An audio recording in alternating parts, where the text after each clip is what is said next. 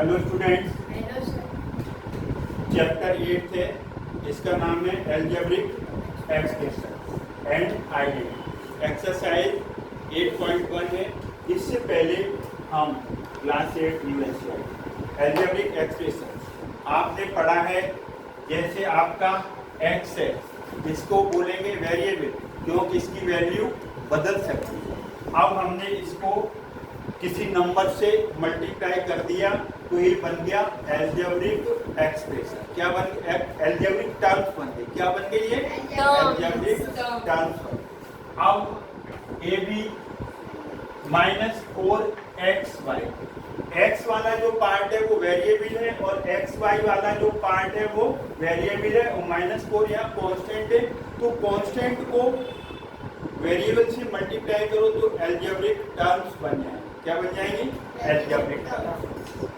अब algebraic terms positive भी हो सकती है, नेगेटिव भी होती है और कोई रैशनल नंबर के साथ भी मल्टीप्लाई हो सकती है।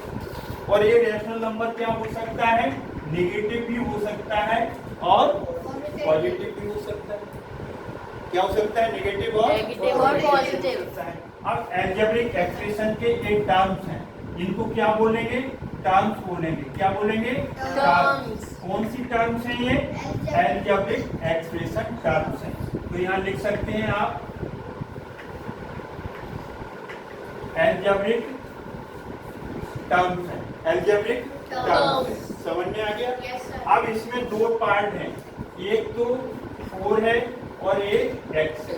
इसके क्या आ गए? फैक्टर्स आ गए। क्या आ गए बोलो? फैक्टर्स आ गए। क्या आ गए इसके? समझ में आ रहा है ना? 4 और x। ये कौन सा टर्म है? कांस्टेंट है और ये वेरिएबल। ये वेरिएबल। समझ में आ गया? अब इसके जो फैक्टर्स करेंगे -4xy के फैक्टर्स करेंगे। किसके करें? -4xy। ये -4 और ये x और ये फैक्टर्स हो गए ना इसके। अब इसके फैक्टर्स हमें बनाने हैं। जैसे इसके फैक्टर्स करेंगे, क्या करेंगे? फैक्टर्स। आप इधर देख लीजिए, चैप्टर चला जाएगा आपका। इधर देख लो, इधर देख लो पहले। और हमने पहले आते ही बोला था आपसे कि आप इधर देखिए 3/5। तो यहाँ पर फैक्टर्स क्या होंगे? 3/5 और यहाँ पर x आ। तो ये फैक्टर समझ में आ गए।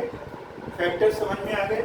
अब आप देखिए यहाँ पर, अब इनको मिला दो। जैसे टर्म्स को मिला दो। जैसे एक टर्म ये आ गया और दूसरा टर्म ये आ गया, तीसरा टर्म ये आ गया। तो अलजेब्रिक टर्म्स को प्लस या माइनस करने से क्या बन जाएगी? Algebraic expression. क्या बन जाएगी? Algebraic expression. तो ये क्या आ गया बोलो? अलजेब्रिक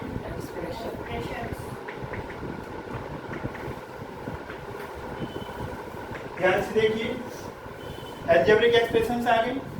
अब इसमें अलजेब्रिक एक्सप्रेशन, अब और भी एग्जांपल्स ले सकते हैं। -7x² + 3y, ये भी अलजेब्रिक एक्सप्रेशन है कि नहीं? -3x/2 + 5y + 3z, ये भी अलजेब्रिक एक्सप्रेशन है। कोई भी आपके 7x + 5y + 3, ये भी अलजेब्रिक एक्सप्रेशन है। एक एग्जाम्पल, 2 एग्जाम्पल्स और ये 3 एग्जाम्पल्स और ये 4 है। समझ में आ गया? ये अलजेब्रिक एक्सप्रेशन क्या है? Algebraic expressions are the combination of algebraic terms with plus, with minus और विद डिवाइड। अब यहाँ से देखिए थोड़ी सी और हम बात बता रहे हैं। 4xy ये अलजेब्रिक 18 अलजेब्रिक टर्म है। क्या है? अलजेब्रिक टर्म है।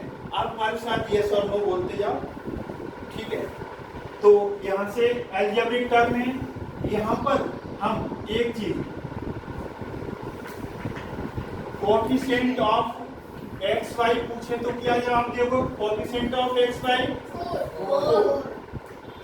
4। बोलो, स्ट्रॉन्ग रहो थोड़ा सा, पर साथ भी मिलना चाहिए। अभी जाते हैं। गुरु का प्रसाद भी कभी डांटने में भी होता है, कभी प्यार में भी होता है, ठीक है। हंसते हुए अच्छे लगते हैं, हंसते हुए, मुस्कुराते हुए, इतना ना हंसो कोई दोस्त का डिस्टर्ब हो, ठीक है। अब देखिए बाद में बात करें।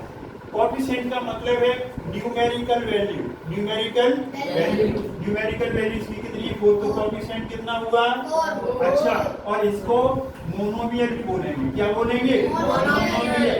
क्यों? ये पूरी की पूरी सिंगल टर्म, क्या बोलेंगे मोनोमियल सिंगल टर्म। बोलते हो बहुत अच्छे लग रहे हो आप, बोलो हमारे साथ। उसका बाद में करते हैं, ठीक है ना। आगे देखिए 7x माइनस 3y, ये क्या है एल्जेब्रिक एक्सप्रेशन है, क्योंकि एल्जेब्रिक टर्म्स को माइनस या प्लस कर रहे हैं, तो ये क्या है एल्जेब्रिक एक्सप्रेशन। लेकिन इसका नाम क्या है बाइनोमियल। कैसी एक्सप्रेशन है बाइनोमियल, क्योंकि दो टर्म है।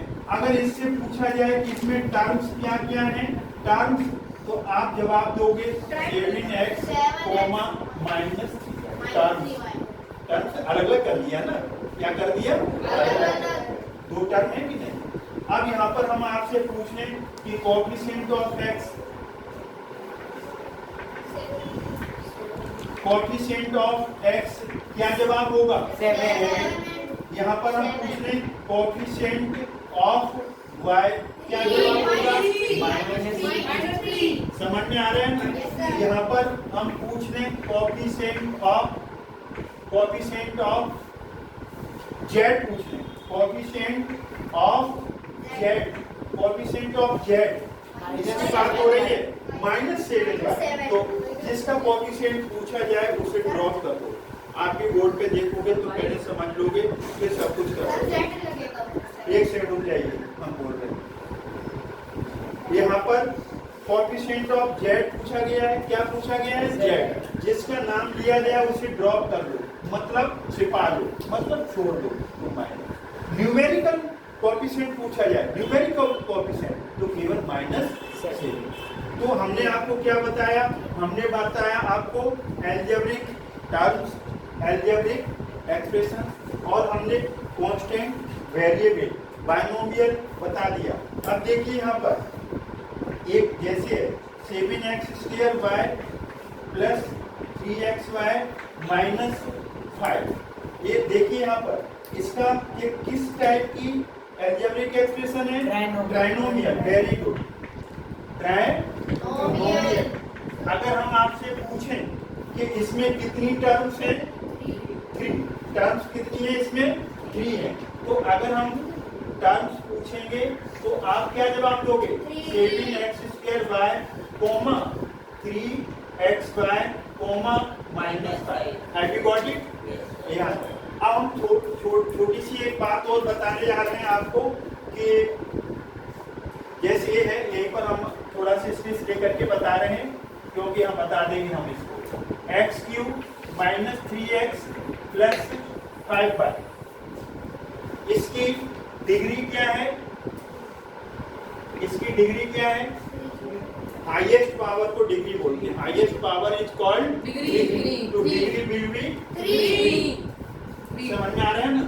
अब आपको यहाँ पर दे रहे हैं जैसे ये 7x² प्लस 6x, अब ये इसकी जो डिग्री है वो क्या आएगी 2, क्योंकि highest power, highest exponent is called degree. ये बात समझ में आ गई आपको? Yes sir. तो ये बात समझ में आ गई है, तो थोड़ा सा हम इसमें एक कदम और आगे चलेंगे और आप हमारे साथ जुड़े रहिए, बिना रुकावट के हम आपको आगे बढ़ाएंगे और वो देखिए कैसे आगे बढ़ेंगे।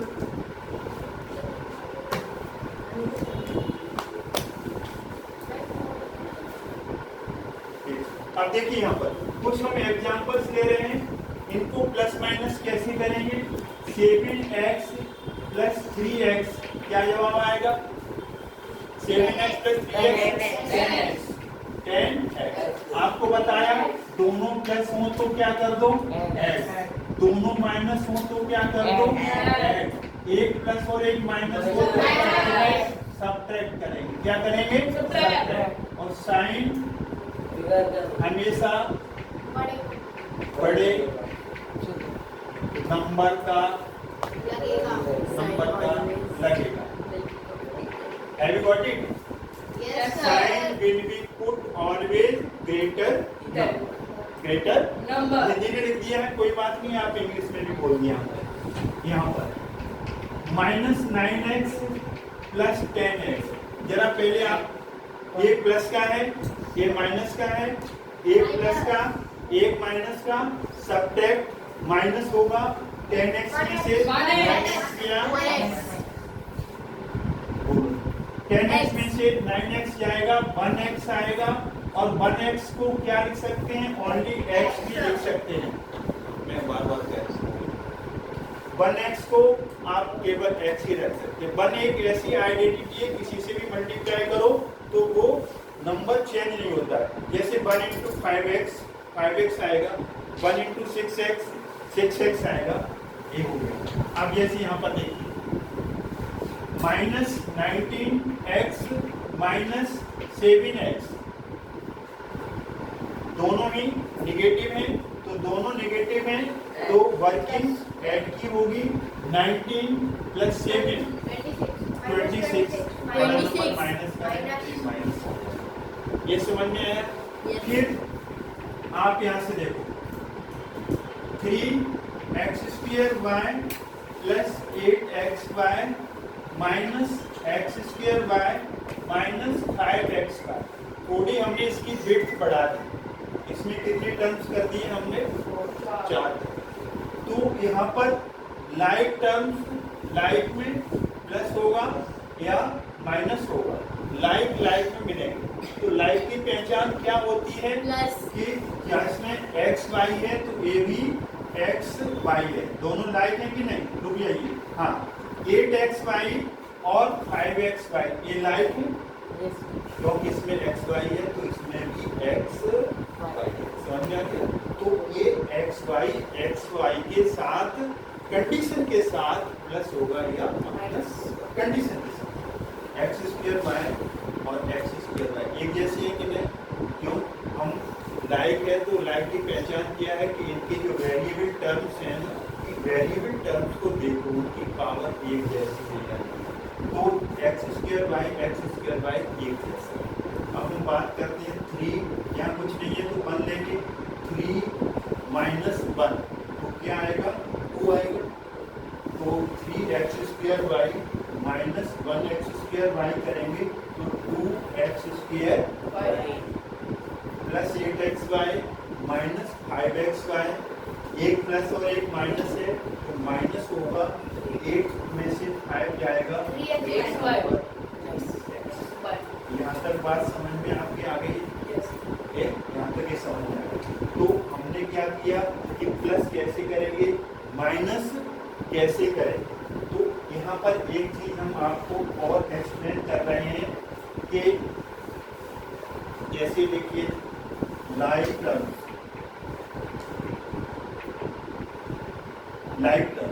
जैसे 7x² है, माइनस x² है, माइनस 9/2x² है, 13x² है। These are called like terms. ये लाइक टर्म्स क्यों होगी?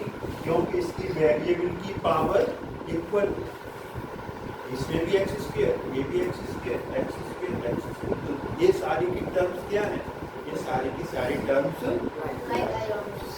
अब इसमें जैसे हम देखते हैं अनलाइक टर्म्स, क्या आएगा, अनलाइक टर्म्स।